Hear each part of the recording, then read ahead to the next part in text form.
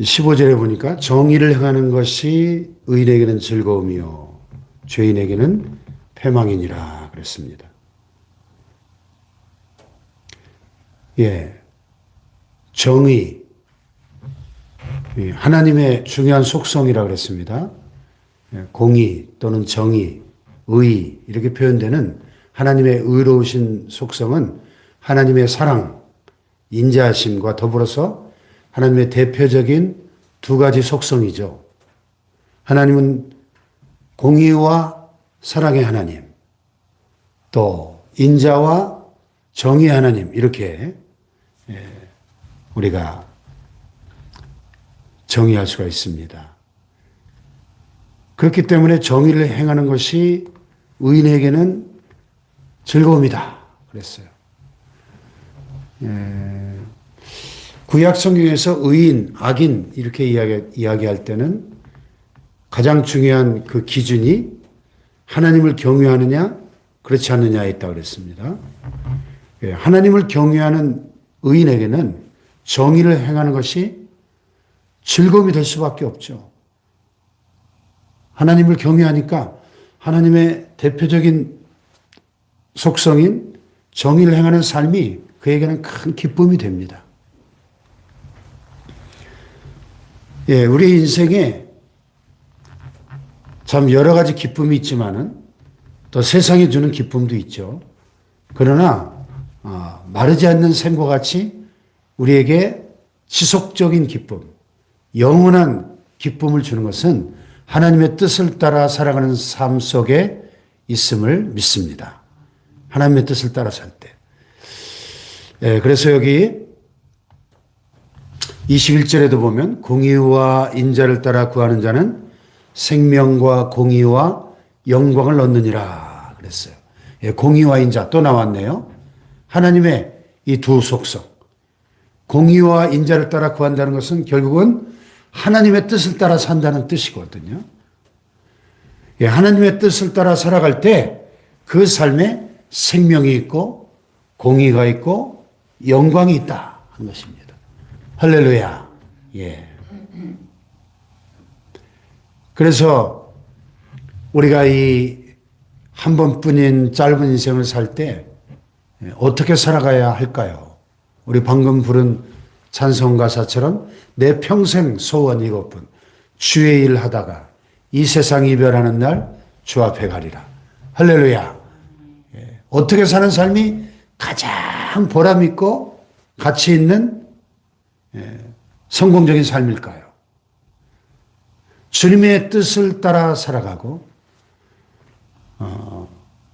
주님이 원하시는 그 일을 하다가 주님 앞에 서는 삶, 그것이 가장 가치 있고 보람 있고 지혜로운 인생이 될 줄로 믿습니다.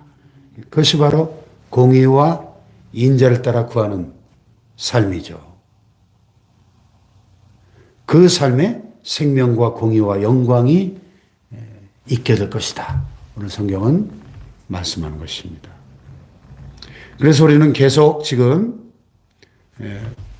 지난번 10장부터 시작해서 계속 지혜로운 자와 미련한 자, 또 의인과 악인, 부지런한 자와 게으른 자의 삶의 대조적인 모습을 여러 측면에서 이 지혜의 그 천개의 얼굴을 이 잠언은 우리에게 삶의 다양한 영역에서 과연 어떻게 사는 것이 지혜로운 삶인가 하는 것을 보여주고 있습니다. 정의를 행하는 것이 의인에게는 즐거움이지만 죄인에게는 패망이니라. 너무나 대조적이지 않아요? 정의를 행하고 하나님의 뜻을 따라 살 때 의인에게는 큰 즐거움과 기쁨이 넘치지만은 그것이 죄인에게는 오히려 패망이 된다는 것입니다. 왜? 하나님의 정의를 따라 구하지 않기 때문이에요. 명철의 길을 떠난 사람은 사망의 회중에 거한다.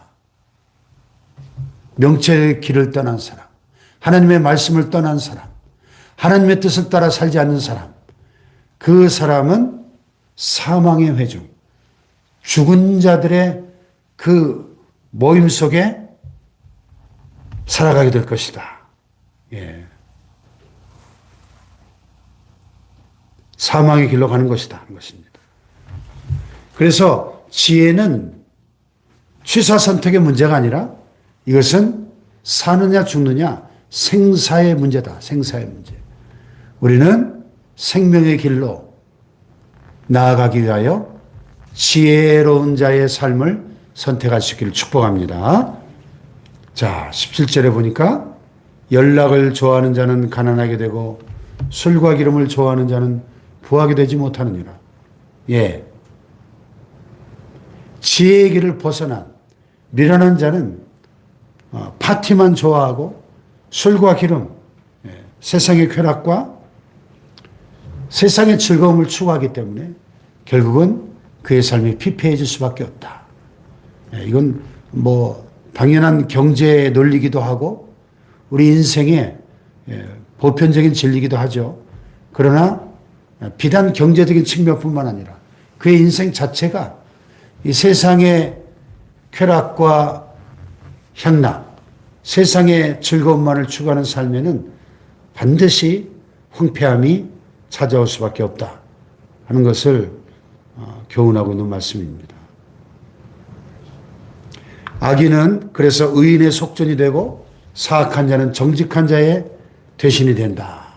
그래서 결국은 이 악한 자는 이 세상의 즐거움과 쾌락을 추구하고 자기의 유익을 위해서 살아가지만은 결국은 의인의 몸값이 되고 사악한 자는 정직한 자의 대신이 되는 그런 결과를 낳게 될 것이다 말씀합니다.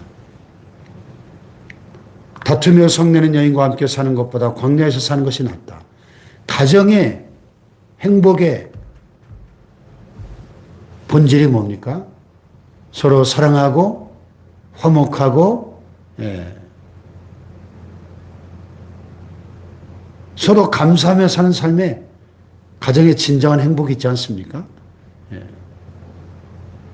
그래서 큰 집에서 서로 다투며 사는 것보다 광야에서 혼자 사는 것이 낫고 움막에서 혼자 사는 것이 낫다.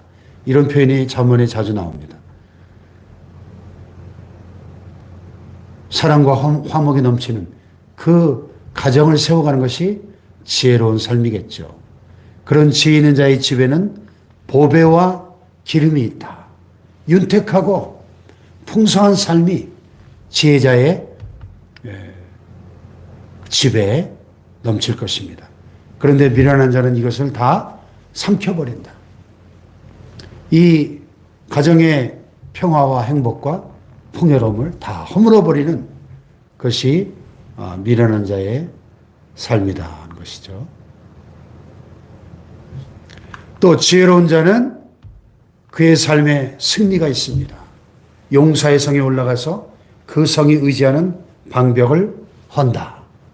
인생은 전쟁 아닙니까? 우리의 삶의 모든 영역에서 우리는 전쟁터와 같은 이 세상에 삽니다. 특별히 영적인 안목으로 바라볼 때 우리의 삶은 하루하루가 치열한 영적 전쟁터의 최전방에 우리는 서 있는 거예요. 이 영적 전쟁에 이 엄숙한 현실을 우리는 잊지 말아야 합니다. 악한 원수 마귀와 그 타락한 귀신들, 악한 영들의 그 공격이 우리가 미처 깨닫지 못하는 사이에도 전방위적으로 우리를 낙심하게 만들고 시험 들게 하고 세상 유혹에 마음을 빼앗기게 하고 기도하지 못하게 하고 하나님을 바라보지 못하게 만드는 이런 악한 영들의 입체적인 공격이 끊임없이 우리에게 다가오기 때문에 우리는 이 영적 전쟁에서 승리하기 위해서 악한 마귀의 이 전략을 알아야 되고 악한 마귀가 공격해오는 그 루트를 알아야 되고 그것을 물리칠 수 있는 의의 병기, 하나님의 무기가 갖춰져 있어야 돼요. 기도와 말씀으로 무장하고 예수님처럼 하나님의 말씀으로 대적하고 모든 기도와 간구를 하되 무시로 성령 안에서 깨어 기도하기를 힘쓰라 그랬지 않습니까? 하나님의 전신갑주로 무장하고 기도로 깨어 있어서 이 악한 영들의 공격을 물리치고 대적함으로 승리하는 삶이 되어야 할 줄로 믿습니다. 예. 이 고대 사회의 전쟁의 그 승리의 비결은 그 성에 올라가가지고 그 성의 방벽을 허물어뜨리는, 그 성을 허물고 그 성문을 열어야 그 성을 함락시킬 수 있지 않습니까? 그래서 악한 마귀의 그 견고한 진들이 있어요. 우리 삶 속에. 그 견고한 진들이 무엇인가를 알고 그 견고한 진을 허무는 그런 영적 싸움에 승리의 그 전략이 있어야 되고 그것을 이겨낼 수 있는 그 무장이 갖춰져 있어야 돼요. 무장이. 우리의 싸움은 혈과 육을 상대하는 것이 아니요 오직 정사와 권세와 이 어둠의 세상 주관자들과 하늘에 있는 악한 영들을 상대하는 영적 전쟁인 것을 깨닫고 우리가 더욱더 기도에 깨어 있어서 기도로 악한 마귀를 대적하고 승리하는 우리 가정, 우리 교회가 될 수 있기를 축복합니다. 우리의 가정도, 우리의 교회도 이 영적 싸움에 반드시 승리해야 돼요. 전쟁은요, 이기느냐 지느냐 둘 중 하나예요. 중간이 없습니다. 이기는 자에게는 승리와 영광과 모든 보배가 있지만 패배하는 자에게는 죽음과 절망만이 있을 뿐입니다. 그래서 오늘 이 하루도 우리가 이 영적 전쟁에 승리하는 하루가 되기를 축복합니다. 영적 전쟁의 승리를 위해서 특별히 다시 한번 이 언어 생활의 중요성, 입과 혀를 지키는 자는 자기의 영혼을 환난에서 보존하느니라. 우리 입에서 어떤 말이 나오느냐, 그것이 우리의 영혼을 환난에 빠뜨리기도 하고 환난에서 보존하기도 한다는 것입니다. 오늘 여기 묵상에서에 보니까 하영조 목사님의 글이 소개되어 있어요.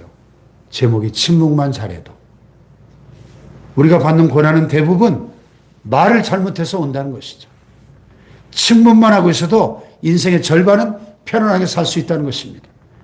근데 우리는 쓸데없는 말, 허튼 소리, 잔소리하고 하지 말아야 할 말을 해서 화를 자초한다는 것입니다. 지혜로운 사람은 말을 조심한다는 것이죠. 혀를 제어합니다. 오늘 잠언의 이 말씀 그대로 입과 혀를 지키는 자는 자기의 영혼을 환난에서 보존하느니라. 지금 민주당의 어떤 사람도 뭐 암컷이란 말 잘못했다가 지금 나라를 확 뒤집어 놓고 지금 총선을 앞두고 있으니까 지금 뭐 중징계를 받았던데요. 이 설화, 하지 말아야 될 말을 입 밖으로 내뱉을 때 어마어마한 파괴력이 우리 인생에 있는 것을 보게 됩니다. 오늘 입과 혀를 지키는 지혜로운 자가 돼서 우리가 불필요한 환난에 빠지는 그런 일이 없기를 축복합니다. 할렐루야. 결국은 입과 혀를 지키지 못하는 것은 무례하고 교만하기 때문에 그래요. 무례하고 교만한 자를 이름하여 망령된 자라 한다. 망령된 자, 어리석은 자, 미련한 자죠. 이는 넘치는 교만으로 행함이니라. 넘치는 교만. 잠언은 계속해서 이 교만의 어리석음에 대해서 경계하고 있습니다.